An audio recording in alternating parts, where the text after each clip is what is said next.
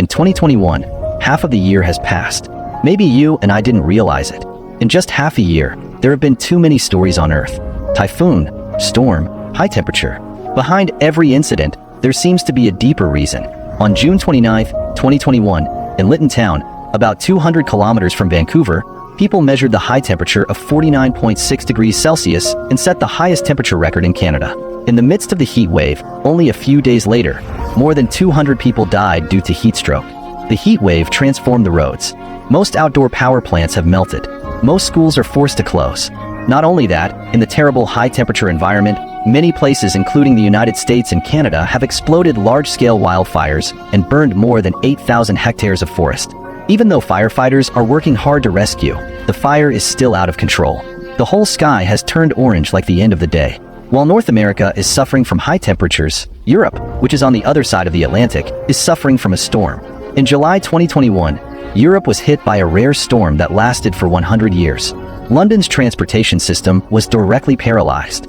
This not only destroyed a large number of houses and roads, but also caused communication interruptions in many countries. Thousands of people disappeared. Tens of thousands of people lost their homes. However, the more terrible thing is that as early as February last year, scientists measured the high temperature record of 19.3 degrees Celsius in the coldest place on Earth, South Africa. The glaciers, which have been frozen for tens of thousands of years, have begun to melt. This shows to a large extent that humans are currently facing a huge environmental challenge. You may not know that the huge ice layer thickness of South Africa can even reach 4.5 kilometers and account for more than 90% of the world's water content. If all the glaciers in South Africa melt, it is enough to raise the world's sea level directly to 60 meters. At that time, all coastal cities will be completely submerged. Even in 1959, countries around the world signed the South African Treaty to protect the ecosystem from being destroyed. But you may not know that this treaty only protects the South African continent. Nearby marine life is still facing great threats. According to reliable data, in 2019, more than 400,000 tons of fish were caught near the South African continent. It is important to know that these creatures are the cornerstones of the South African ecosystem and are also important engineers in dealing with climate change. They can not only contain carbon dioxide, which is harmful to the climate, but also allow the entire South African biological chain system to circulate normally.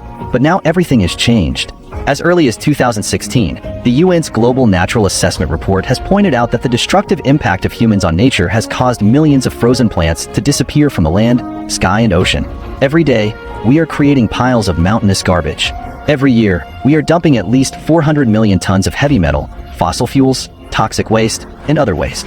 Even in the deepest part of the Mariana Trench, humans have found traces of plastic bags. In addition, there are nearly 100 million people in the world until now. They can't even drink safe drinking water. On the other hand, the global forest is also being cut down at an amazing rate and disappearing one after another. After losing its original habitat, more than 1 million creatures will be extinct in the next few decades. This destruction rate is more than 100 times higher than the average level in the past 10 million years. We seem to have never considered why the environment is getting worse and why natural disasters are becoming more and more frequent in recent years. That's right. The various crises that humans are facing now, if we go deep into it, in the end, it will all come down to us. Yes, we are angry at the impact of climate change. On the other hand, we still don't know how to repent and continue to destroy the Earth. We seem to have never figured out one thing. Humans can't get rid of the Earth at all. But without humans, the Earth will only get better. No one knows where the next climate disaster will occur on the Earth. No one can predict how serious the next extreme weather will be. Maybe we can't change the situation, but we can try to change the future.